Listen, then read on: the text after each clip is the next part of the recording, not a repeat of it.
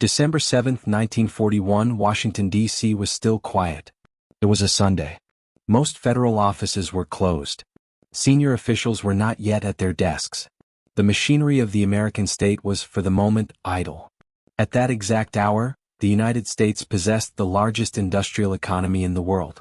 It produced more steel than Germany, Japan, and Italy combined. It refined more oil than every other nation on Earth. Its rail network stretched nearly 250,000 miles. Its factories operated far from any enemy bomber. Yet none of this translated into immediate power. The United States was not mobilized. Its army ranked 17th globally. Its officer corps was thin. Its stockpiles were limited. Its industrial output was civilian by design. The distance of two oceans had created an assumption that had hardened into policy, that war, if it came, would arrive slowly. That assumption collapsed before noon. By the afternoon, reports from Hawaii confirmed the scale of the attack.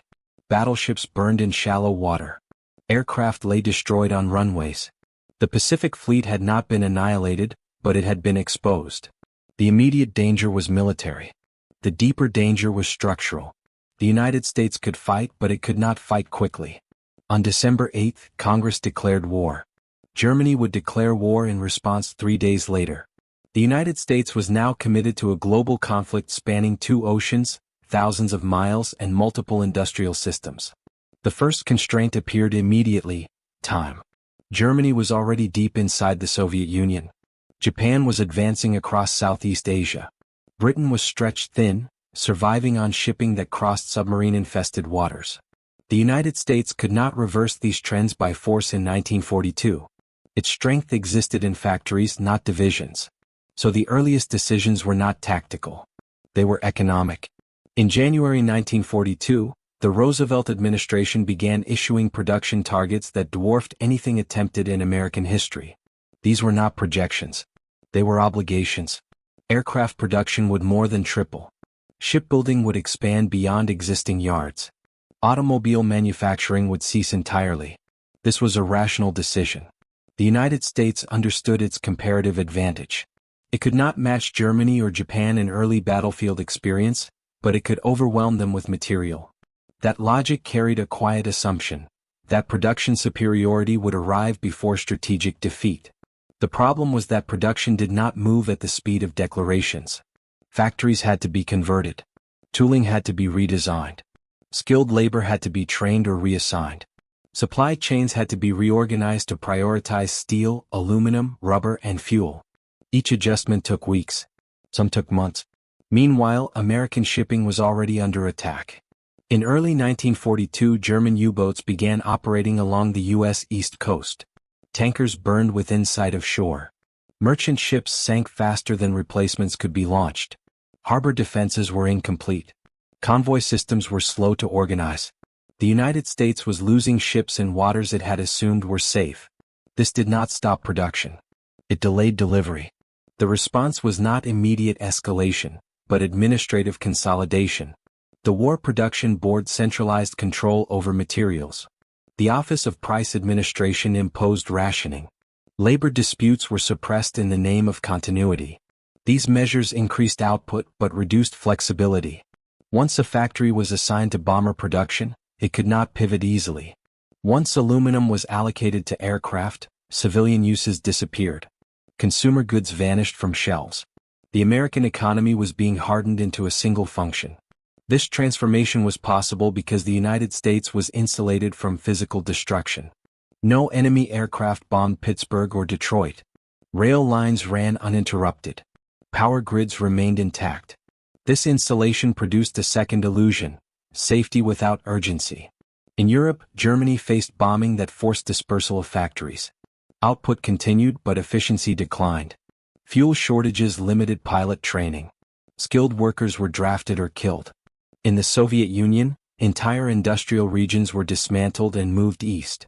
Production resumed but under constant strain. Losses were replaced but reserves were thin. In Britain, survival dictated every decision. Civilian consumption collapsed. Infrastructure aged. Financial reserves drained. The United States observed these pressures from a distance while its own capacity expanded. By mid-1942, American shipyards were launching Liberty ships at an unprecedented pace. Welding replaced riveting. Standardization replaced customization. Construction times fell from months to weeks. But crews were scarce. Escorts were limited. Cargo still had to cross contested seas. The bottleneck shifted from production to coordination. Supplying allies across multiple theaters required prioritization. Steel used for landing craft could not be used for tanks. Shipping allocated to Britain was unavailable for the Pacific. Aircraft sent to China were not available for North Africa. Every allocation closed off alternatives. In March 1942, American and British leaders reaffirmed a strategic choice that would shape the entire war. Germany would be defeated first. This decision was logical. Germany controlled Europe's industrial heartland. It threatened Britain and the Soviet Union simultaneously. Its defeat promised a shorter war. But the decision imposed a structural delay elsewhere. Resources flowed toward Europe. The Pacific would be held, not reclaimed. Japan would face pressure later. At the time this seemed manageable. Japan lacked the industrial base for a prolonged war. Its oil reserves were finite. Its shipbuilding capacity was limited. What was underestimated was time. Holding territory still consumed shipping. Defensive operations still required fuel, aircraft, and trained personnel. Every month without decisive action allowed Japan to consolidate its gains. By late 1942, American production was accelerating. Aircraft deliveries increased sharply. Tank output surged. Ammunition stockpiles grew. But deployment lagged behind production. Divisions required transport. Transport required ships. Ships required escorts. Escorts required training. Training required time. The United States was accumulating power faster than it could apply it. This accumulation changed the strategic environment before it changed the battlefield. Allied planners began designing operations around assumed abundance. Losses could be replaced. Delays could be absorbed. Risk tolerance increased. This mindset would shape every major decision that followed. By early 1943, the United States had crossed a threshold that was not yet visible. Its industrial system was no longer temporary. It had become structural. Factories expanded rather than reverted. Shipyards added capacity rather than reducing output. Overseas supply networks became permanent. Demobilization was no longer imminent. It was postponed without announcement. The war was still undecided on the battlefield. But economically the trajectory had narrowed. Other powers were exhausting themselves. The United States was still building. The illusion was not that the United States might lose. The illusion was that it could stop when the war was over. In January 1943, representatives of the United States and Britain met in Casablanca. The war was not yet won. German forces still occupied most of Europe. Japan controlled vast stretches of the Pacific. Casualty lists were growing. Shipping losses continued. But the character of American decision-making had already changed. By this point, the United States was no longer asking how much it could produce. It was asking where to apply excess capacity. Aircraft output exceeded immediate operational needs. Tank parks filled with vehicles awaiting crews. Ammunition stockpiles grew faster than firing rates. The constraint had shifted again. The problem was no longer scarcity. It was synchronization. Men, machines, fuel, and shipping all moved at different speeds. Aligning them required advanced commitments that could not be undone without waste. At Casablanca, Allied leaders agreed that there would be no negotiated peace. The Axis powers would be required to surrender unconditionally. This decision was framed as moral clarity. But structurally, it was a commitment to continuation. Unconditional surrender eliminated political exit ramps. It extended timelines. It required total occupation, reconstruction, and enforcement. It also assumed that the United States could sustain prolonged deployment without destabilizing itself. At the time this seemed safe. American production curves were still rising. Domestic opposition to the war was minimal. Casualties, while growing, remained proportionally lower than those of other combatants. The delay between decision and consequence was long enough to appear harmless. In 1943, the United States opened a second front in the Mediterranean. North Africa had been secured. Sicily was invaded. Italy collapsed internally and exited the war. This appeared to validate Allied strategy. Germany was being squeezed. Japan was slowly pushed back. Losses were replaceable. But the Mediterranean campaign absorbed shipping, manpower, and attention. Every landing craft used in Italy was unavailable for Northern Europe. Every division deployed their required supply across long sea lanes. The cross-channel invasion was delayed again. This delay mattered most to the Soviet Union.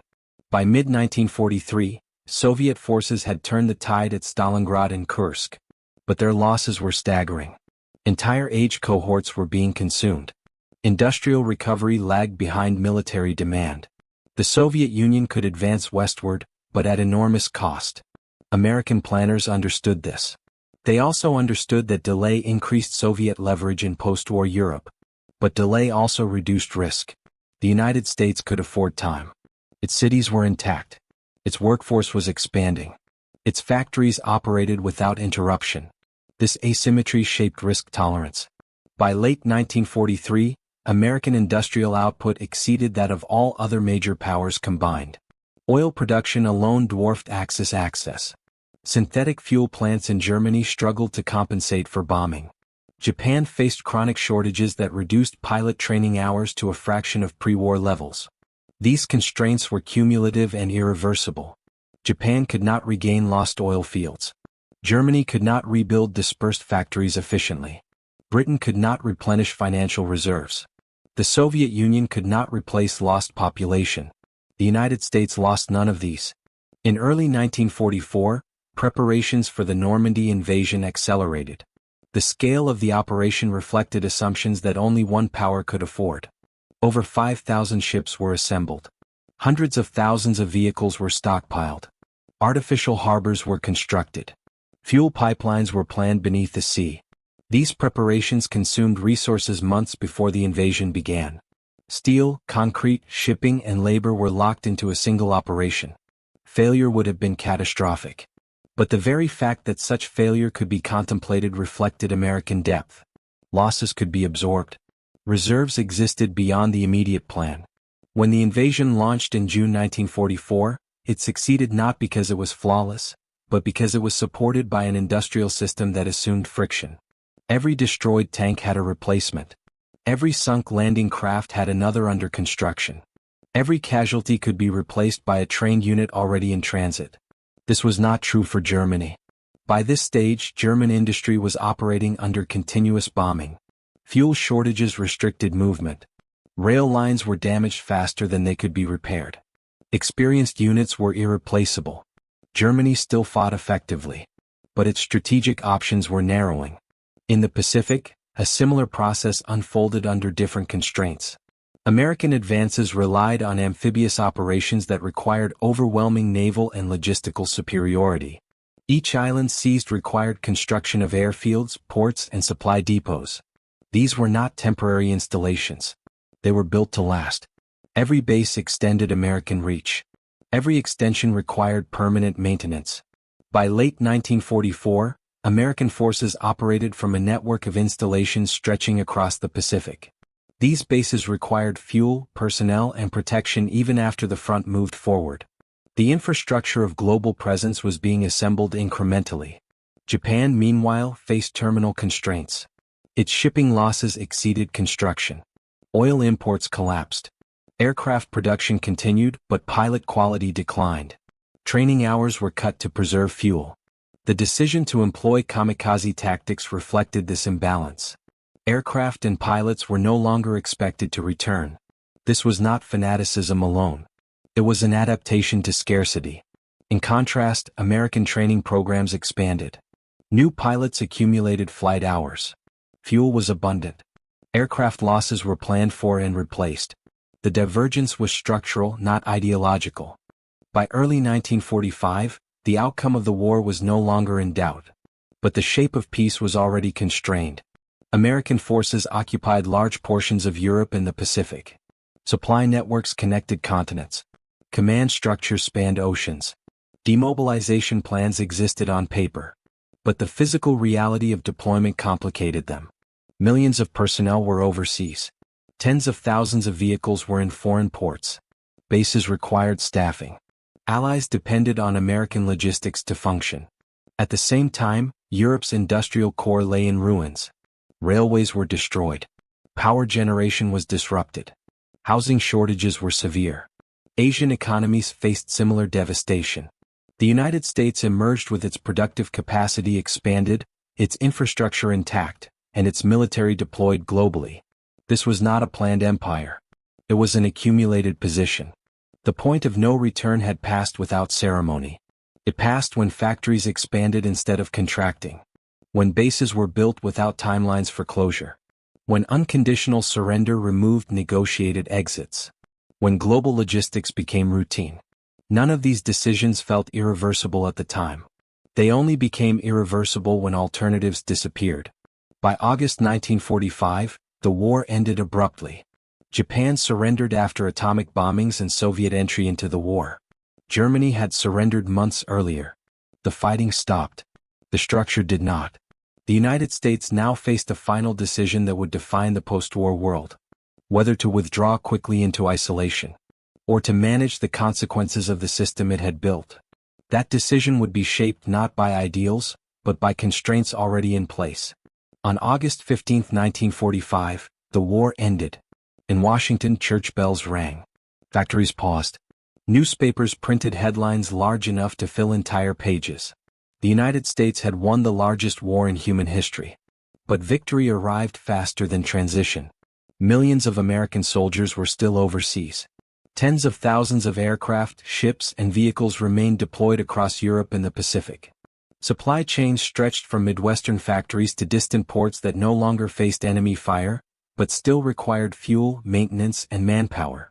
The expectation was rapid demobilization.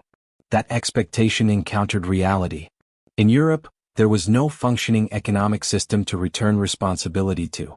Rail networks were shattered. Industrial plants lay destroyed or stripped. Agricultural production was insufficient to feed urban populations. Currencies had collapsed under inflation and debt. Britain emerged victorious but financially exhausted. Its gold reserves were depleted. Its overseas commitments exceeded its means. It depended on American credit simply to import food. France faced similar constraints. Its industry required rebuilding before it could contribute meaningfully to continental recovery. The Soviet Union, despite its military triumph, had suffered losses on a scale no other power could absorb. Entire regions were depopulated. Infrastructure was ruined. Reconstruction would take decades. Asia faced devastation just as severe. Japan's cities lay in ruins. China's economy had been dislocated by years of war. Colonial administrations across Southeast Asia were weakened or collapsing. The world did not present the United States with partners ready to resume equilibrium. It presented vacuum. At the same time, the American economy had been transformed by the war. Industrial capacity was not merely preserved, it had expanded. Production lines that once built bombers and tanks could not instantly convert to civilian output without disruption. Millions of workers depended on continued demand. Entire regions were tied to defense contracts. Shipping companies, shipyards, and logistics firms were structured around global movement. The United States faced a constraint that had not existed before the war. Withdrawal risked collapse. This was not an ideological concern. It was structural. A sudden contraction threatened unemployment, recession, and social instability. The memory of the Great Depression was recent enough to shape policy instinctively. So demobilization proceeded slowly. Troop numbers declined, but bases remained. Fleets were reduced but not dismantled. Command structures were streamlined but preserved. At the same time, political pressure mounted. In Eastern Europe, Soviet forces remained in place. Provisional governments aligned themselves with Moscow. These moves were justified by security concerns shaped by catastrophic wartime experience. To American planners, they appeared as expansion. The United States did not immediately respond with confrontation. It responded with administration.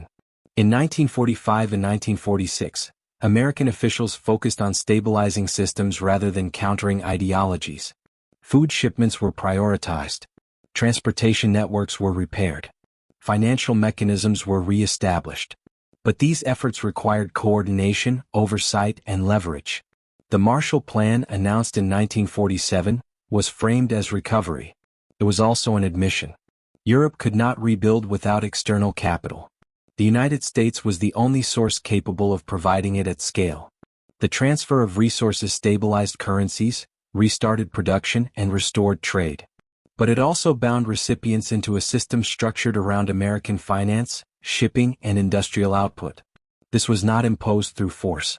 It emerged through necessity. The same pattern unfolded in Asia. Reconstruction depended on American aid, American markets, and American security guarantees. Meanwhile, the American military remained forward deployed. Bases established during the war were retained. Supply depots continued operation. Intelligence networks expanded rather than contracted. Alliances formalized relationships that had begun as wartime expedients. The North Atlantic Treaty was not a departure from wartime logic. It was its continuation. By the late 1940s, the imbalance was no longer temporary. The United States accounted for roughly half of global industrial production. Its Navy controlled sea lanes. Its Air Force possessed unmatched reach. Its economy operated without reconstruction burden. Other powers were recovering. None could recover quickly enough. This outcome had not been planned in 1941. It emerged because every rational wartime decision had reduced post-war alternatives. Factories built to meet emergency demand became permanent. Logistics networks designed for war became frameworks for trade. Security commitments made to win the war became obligations to maintain peace. The United States did not seize dominance in a single moment. It accumulated it. By the time policymakers debated whether America should lead the post-war world, the question was already outdated. Leadership had become the default condition. Withdrawal would have required dismantling systems that supported global stability and domestic prosperity simultaneously. No alternative power was positioned to assume those responsibilities. So the United States remained. Not as an empire in the traditional sense, but as a system manager shaped by its own momentum. The world that followed was not designed in advance. It was the residual shape of wartime necessity. The United States emerged as the only superpower not because it sought that role, but because it was the only nation left with the capacity to choose. And even that choice was constrained.